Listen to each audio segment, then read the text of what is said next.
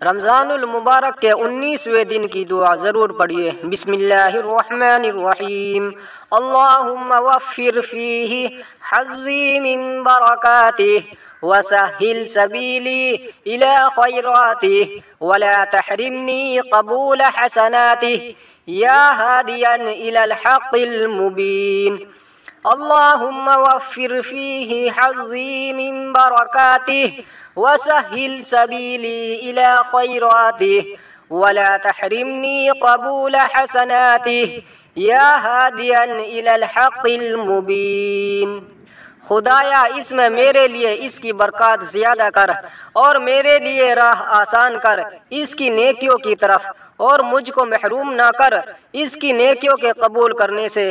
اے دین حق کی جانب رہنمائی کرنے والے، یا الہی ہماری دعا کو قبول فرما، آمین۔ اس دعا کو زیادہ سے زیادہ شیئر کیجیے گا۔ اللہ حافظ۔